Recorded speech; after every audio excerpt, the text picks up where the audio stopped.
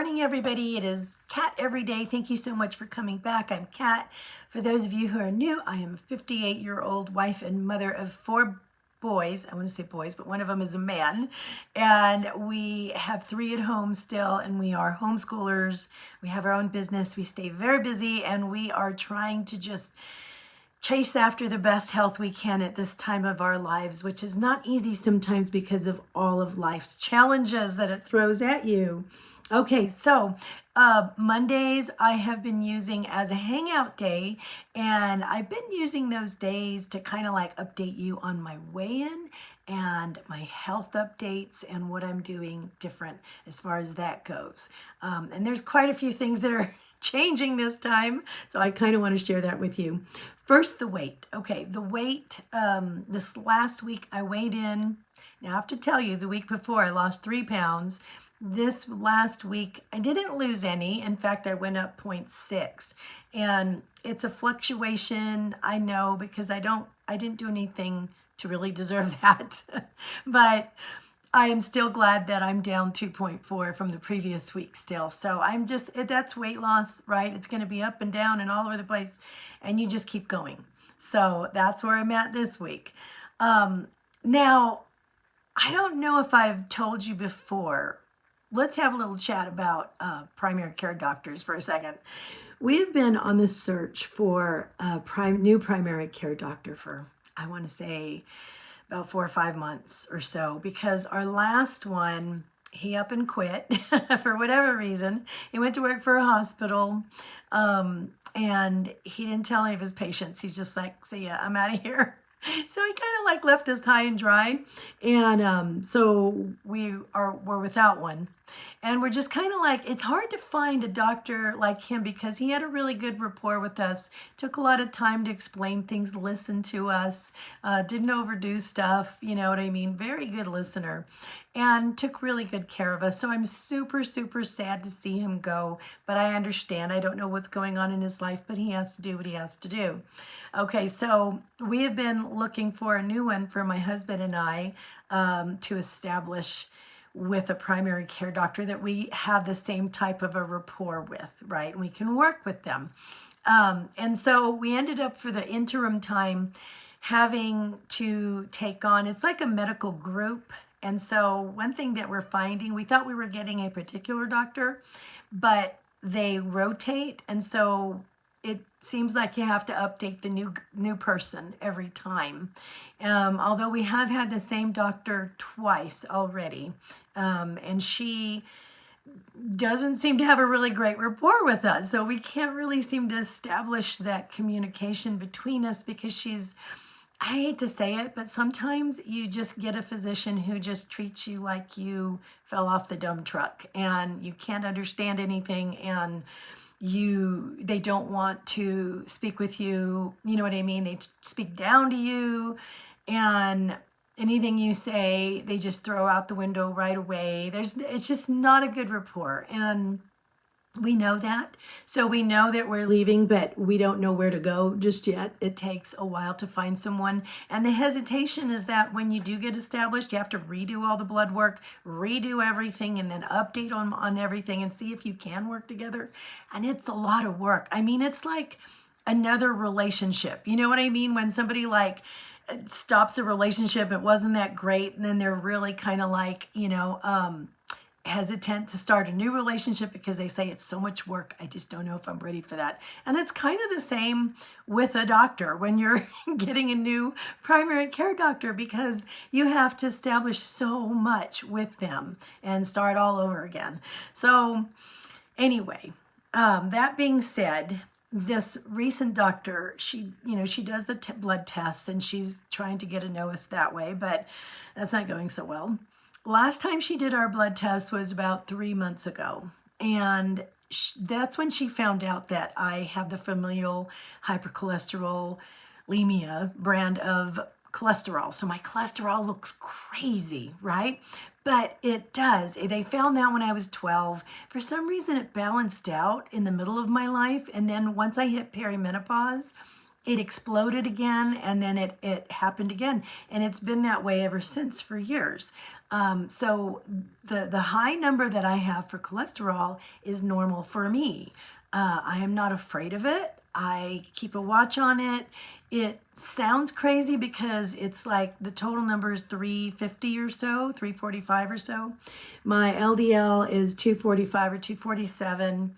HDL looks good. It's just, for those of you that it is concerning, please don't be concerned. I watch this. I get a CT scan every few years or so to make sure my arteries are clean. I get the particle size of the LDL checked once in a while. And the last time I had it checked, my hormonal doctor ordered it to double check that because she knows I don't like to take statins. And I had the more buoyant, large particle size, which is not going to be damaging like the small particle size, which I did not have. So I am watching these things. The new primary care doctor she's just not having it. She sees that number and this is all. She's just like, you need to be on statins because you're going to die if you don't. And I mean, she was just really getting kind of, a little over the top. And, people like you people like me have to take injections, to live. And there are injections you can have that help to dissolve some cholesterol. There's also a form of dialysis that can help clean your cholesterol out. But these kinds of things I've read about, people in the 600s have to do that. I am not there, and my number hasn't really moved for years. It's been this way. And I tried to explain this to her, but she wasn't having it. She finally was quiet when she saw my thyroid numbers. She was so upset about the thyroid numbers, she didn't even look at my A1C number. My blood sugar that I have after my meals, I test and test. I still do that now, and I will continue to do that more. It's good. I mean, I am never good. I don't know why the H1C crept up. I mean, after a meal that has carbs, within an hour, I'm like 90. That's not bad. It's fine. That's within an hour. Last time, 3 months ago, was 5.7. I've been at 5.7 for a couple of years. When it first came out, I was really concerned about being pre-diabetic, but my hormone doctor said not to worry about it at that point. She said, no, you're fine. She watches my hormone levels all the time. Several times a year, we do blood work. And so I didn't worry about it. And I was 5.7 3 months ago, and within 3 months, my A1C climbed up to 6.1. Now that concerns me because now I am clearly in the pre-diabetic zone. What is happening? I didn't go hog wild ham at Christmas. I enjoyed Christmas like many people do, but I don't know where this came from. Now, is that related to the thyroid numbers going crazy? I don't know. We'll have to find out. But in any case, she didn't even mention the A1C, and I noticed it. So the thyroid, what's happening with the thyroid? She says, according to her, my T4 levels that she saw 3 months ago, I am hypothyroid.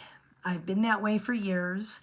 And I take medication for that. I take NP thyroid to replace that and to help out with that. My hormone doctor, my bioidentical hormone doctor, she takes care of it. She is a medical doctor. And so she gives me the thyroid medication. Now, within the last 3 months, something has happened and my thyroid switched. According to my primary doctor, it looks like it's switching from hypo to hyperthyroid, and it is just going nuts. My numbers are going nuts. And she was so upset about it. She is sending me to get an MRI for my thyroid, and I have to go to a thyroid specialist and also an endocrinology specialist as well. And she said, we have to get to the bottom of this because something very important is going wrong here. So that scared me. So that wasn't good to hear her going on and on about this. But then I went to my hormone doctor, and she doesn't seem to be too worried about it. she seemed to try to explain it to me in a way that obviously is way above my understanding. She's a very smart, lady. She is a medical doctor, and this is all she does, right, is deal with hormones. So she knows what she's doing. I've been with her for the last 10 years. I trust her implicitly. And she tried explaining to me something about how one, like a T3 or T4, one thing converts to another, and based on this and that. She did give me an extra dose of testosterone last time, which could have boosted things and made them, kind of do a certain thing. But she said, you're exactly where we want to get you, because now we can bring it back down, and don't worry about it. She doesn't seem to be worried about it at all. In fact, she wrote me, I want to say, a nasty little letter to give to the primary doctor, and basically told her to stay out of it and let her deal with it, and gave her a couple of book readings to do to bring her up to speed on all of this, which now I feel like the go-between that's handing the salt and pepper shaker at the two people who are mad at each other at the table. So unlike my primary doctor, I feel doesn't like me already. So if I give her a nasty note from my hormone doctor, I think she's probably just going to throw me out of the office. So I'm really kind of, okay, what do? I'm a little confused about it. And so I have a lot of faith in my hormone doctor. At the same time, I'm looking at these numbers. I am a little concerned and wondering what drove the A1C up so quickly, so fast. Thyroid is the master hormone. So if that's all messed up, a lot of things are going to be messed up in your body. And I do know that the thyroid has a lot of communication with the gut and your immune system that's in the gut. And so as of the last 3 months, my lactose intolerance has exploded, and the pain that it caused. So I'm thinking perhaps, my gut's messed up as well. I have to do some things there. Okay, so what do? My hormone doctor's like, I don't feel like you need to, go to the specialist and everything, because I do think we could handle it. But at the same time, I'm looking at the numbers, and I'm looking at this primary care doctor, and I'm thinking, for somebody, she is steeped in conventional medicine and she doesn't she doesn't know anything about bioidenticals, and she thinks, and I don't mean this in an insulting way, but I kind of feel like she's steeped in the big pharma lingo, and, and in the traditional way of doing things in big medicine, that if anything challenges that, I feel like she's already got the mindset that there's this pushback that you're going to get. And so that's the mindset. And that's part of the reason why we don't have a good rapport, is because her feeling is that me being this piddly little patient, I couldn't possibly know how to, run my own health and to do my own research and to look into these things. And that's the kind of rapport I think that we have. That's why I need to find somebody else. But that's, another discussion. So anyway, dealing with this, I kind of feel like the mindset that she's stuck in, that with that mindset, that kind of a physician is only going to believe their own eyes. So the note or the recommendations to read these books from my hormonal doctor, I don't think is going to have as big of an impact on her learning more about hormones in this whole process than her seeing the results on paper and on x-rays or whatever. She wants to see it, and I think that will help teach her. Now, this is all expensive. I'm not just going to go and do everything she said just to teach her a lesson. I trust my hormone doctor, but at the same time, I'm looking at these numbers and I'm going, let's go ahead and go through these. I want to go to do the MRI, make sure there's no growth, make sure it's not enlarged, my thyroid hormone, and my thyroid gland, and then also see the specialist. I know they have their own tests to run. Fine. Let's make sure I'm clear. I don't have Hashimoto's. I don't have, Graves' disease or something else weird is going on. Let's find that out. And if that's not, then maybe this doctor will be more apt. Yes, number one, I will be comforted to know. And number two, she will go a step further in her education of treating patients, and all this will benefit her as well. So that's what I think I'm going to do. I'm going to go ahead and go through with that. But right now, as of this point, my thyroid is obviously doing something pretty wacky. And the primary care doctor said, you're not going to lose weight until we get this settled. But I did lose weight 2 weeks ago. So I don't know. Can I do it again, or was that just like a fluke? Right? Is this something I'm going to be fighting for a little while? I don't know. So I'll keep you up to date on any changes and anything I find out. Next week I have the MRI, so hopefully that'll rule out something, growing on the thyroid or anything like that. But then, it'll take a while to see the specialist and do whatever tests they say and blah, blah, blah, whatever. In the meantime, I have to take that A1C down a notch, right? So how do we do that? I am definitely needing to get out of that pre-diabetic number. And some of the ways that I'm doing that, of course, is by diet, right? And trying to bring the sugars down as much as possible, and adding fiber and protein to my diet and to all of my meals to slow down the blood sugar. And also what kind of fiber that I'm adding is kind of tricky, because what I'm doing is I've always had a kind of an allergic reaction to soy. So for many years now, so I stopped having that. And so I'm soy free, but now I'm doing lactose free. I said dairy free, but I think I'm going to try lactose free, and then try to keep the dairy down to a very bare minimum, and also gluten free. Because I'm finding that when I do these things, I don't have the bloating, I don't have the pain, and I don't have the inflammation in my body that all those things add to it. So if I'm gluten-free, then adding in fiber is going to be kind of tricky. I'm probably going to be leaning more on things like vegetables, maybe some brown rice now and then, very little bits of carbs in that way. But the carbs, I do believe that they are important. I feel lousy when I don't have them. And so I do know that I need some, but I'm going to be very choosy about the ones that I add. So, and also I'm trying again to take down my artificial sweeteners, except for allulose for baking, stevia, and what else? Monk fruit, probably.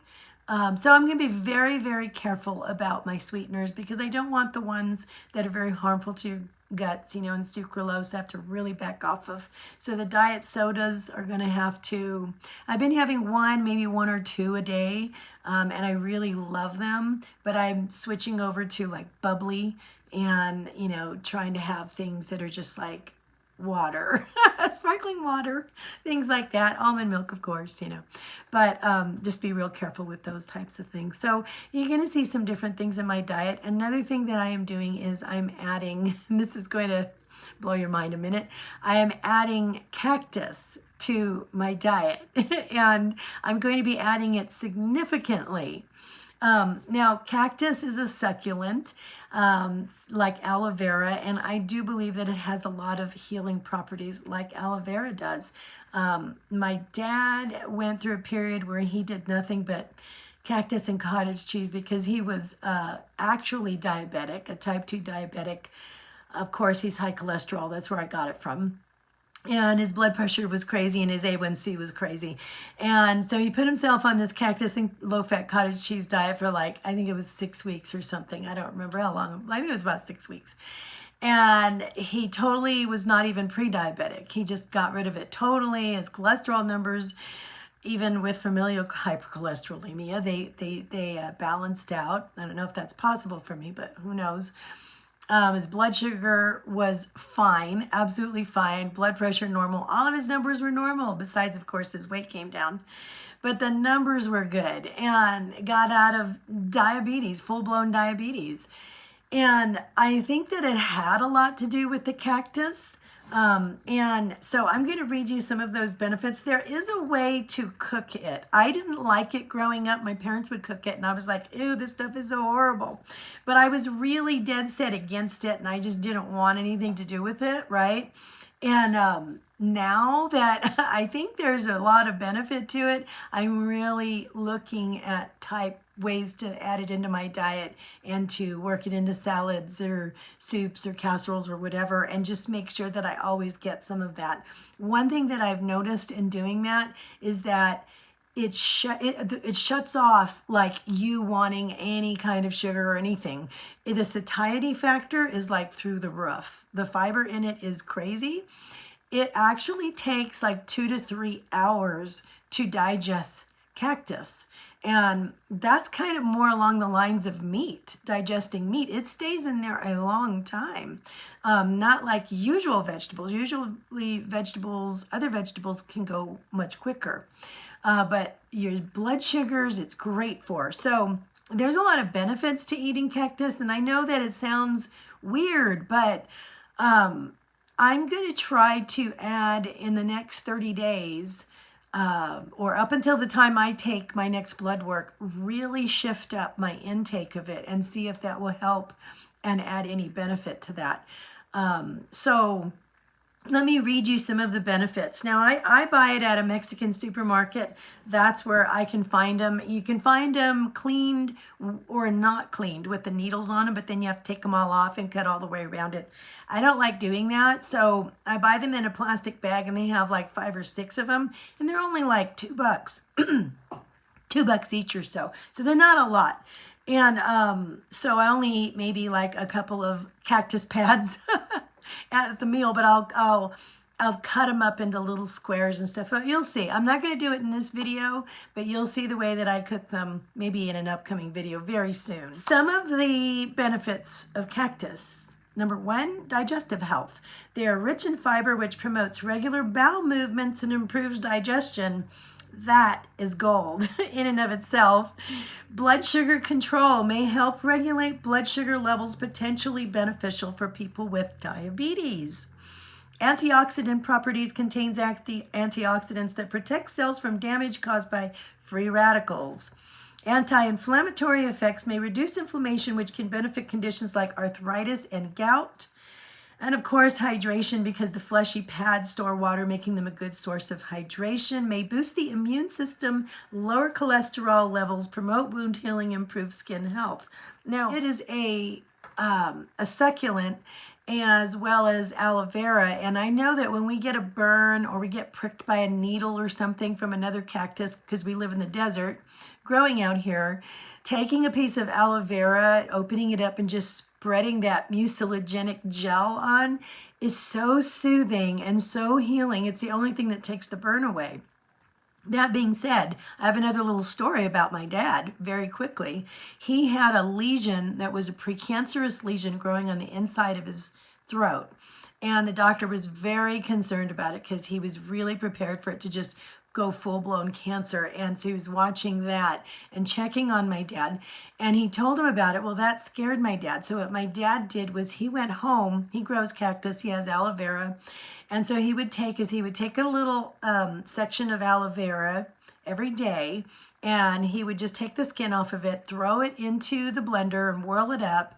And he said he did it like twice a day. He would drink that. He said, it's kind of yucky because it's kind of slimy, but he would do that just so it would go down and coat his throat. And he did that like for 30 days, like every day. And he went back to the doctor, and the doctor was super surprised because he said, I can't see any sign of that. What did you do? It was totally healed and gone. He said, there's nothing there anymore. And my dad knew, he said he knew it was the aloe vera that had done that. And so I know aloe vera has these wonderful properties as well as cactus because it is a succulent, and it is a wonderful God-given plant for healing. So I'm thinking, you know what? I'm going to use a lot of that in my diet. Now, I have been trying it for the last 2 days. You won't see it in this video yet, just to see if I can handle it. Because when I was a kid, I didn't like it. But you know what? It is very tasty. It's really good, and I'm really enjoying it. But I think even more than enjoying the flavors and the things that I can do with it, I am really enjoying the satiety that it gives me. And I know that if it's making me feel that way, it's really helping my blood sugar levels. So I think that's going to be a really good benefit. I'm hoping. But anyway, I will let you know what my blood sugar looks like the next time I take it, and we'll see if it had any kind of benefit or what happened with this. Because I'm not doing just a cottage cheese and cactus diet. I'm incorporating it into other choices. So whether or not those other choices are going to benefit me or not, we'll see. I know I'm talking a million miles a minute because I don't like making super long videos. But anyway, okay, so I'll show you a few of the meals and things that I did last week, and I will see you guys in the next video. Let me know if you are in the pre-diabetic zone and if you're doing anything to help bring that number down. What are you doing? Another thing that I'm doing, and this is super duper important, is after every main meal, I am adding in a walk. Now, they say that all you need is like 9 or 10 minutes after your main meals to walk so that your sugar doesn't get, taken up into your pancreas and cause all these problems, but it goes into your muscles. It gets driven into your muscles instead, and that takes it away from the pancreas, and that helps your blood sugar. So it's better to do that, short walk. Normally, I will push it to like 20 minutes so I can get a little bit more exercise, but I am adding that in. So after my main meals, I have to walk. It's part of the meal process from now on, and hopefully that's going to help bring down that A1C as well. So I wanted to push on that tip with you. Let me know if you have any tips for that, and let's do this together. Let's get healthy. Let's figure out aging together, and I will see you in the next video, guys. Bye. Hello everybody. I am trying to get some chicken into the crock pot because I have a very heavy day. So I've got some of this sugar-free G. Hughes burger sauce and a few chicken breasts. I'm going to put in a cup of that and a cup of water and just set it on high for about 4 or 5 hours. And I'm also going to be steaming up some vegetables to have later today. I'm actually going to move this outside so it doesn't smell up the house. I've got carrots and broccoli and cauliflower, and so that gets really pungent once you plug it in. So I'm going to put it out on the porch, and then these will be ready to add to rice, chicken, whatever throughout, today and probably tomorrow. Okay, and then also I ran out of the hot chocolate mix. It's fat-free. This is the recipe right here on, I'm going to give you a screenshot right here on the front. And if I'm jonesing for some chocolate and I need this, I'll just pop a Lactaid and have some. Or my husband actually adds a scoop of this to his vanilla protein powder. He did that when we ran out of the chocolate protein powder shake, and he said that this one actually added to it made it taste even better. So he uses it for that as well. But this can really get you out of a pinch if you're jonesing for some chocolate. This morning, I'm having breakfast. I'm having egg whites with some hot sauce, one of my zucchini muffins in my playlist, and fruit and almond milk. And I took the boys for a walk at the park and got some exercise in. Lunch came and I had a 1/4 cup of white rice, the veggies, a tablespoon of mayonnaise, chicken breasts, and my steamed carrots. And for dinner, I made nachos for everybody, but I turned mine upside down. So I end up, I'm using some of these on top, just a few, and I squish them up, but I layer the bed full of lettuce on the bottom. And then I put more pinto beans than, probably have a cup of ground beef. I'm not a cup, I'm sorry, a 1/4 cup of ground beef. And so I'm going to put a little bit of light ranch on it as well. I did get on the treadmill. And then the next morning, egg whites, and I made these gluten-free gingerbread pancakes with blueberries, and that's my breakfast. And I'm having a spot of my favorite tea, which is Constant Comment by Bigelow. And then for lunch, I had some chicken salad. That's canned chicken with some fruit and celery and some of these good thins. You can have like 38 of them for, it's like really low points, but I probably had 20.